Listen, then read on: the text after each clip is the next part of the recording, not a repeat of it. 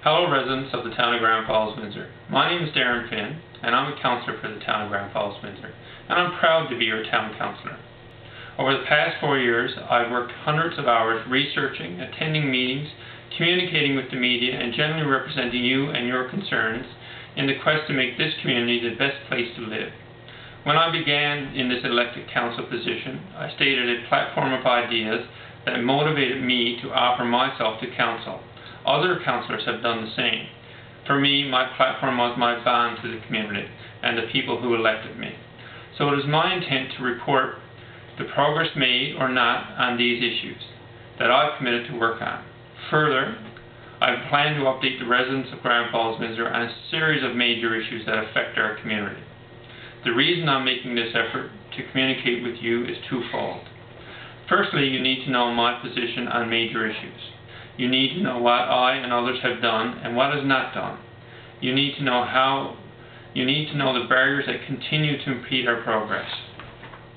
Secondly, I want you, the residents of Grand Falls-Windsor, to be highly informed about these major issues so that you can be empowered to advocate for your community by writing or speaking with municipal, provincial, or federally elected people that collectively represent you.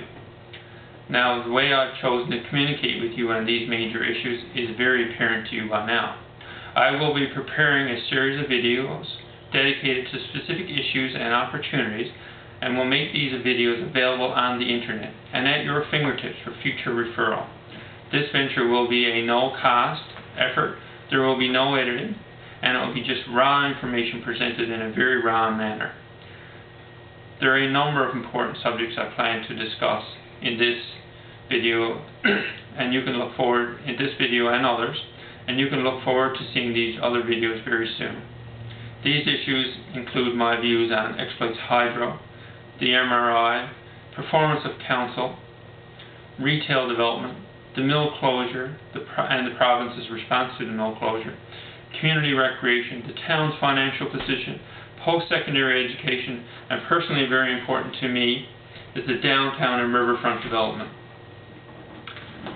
It is my hope that these videos will contribute to educating the community on the major issues that affect our lives, and that you will take this information and get the people who you have elected working for you on the important stuff that affects you.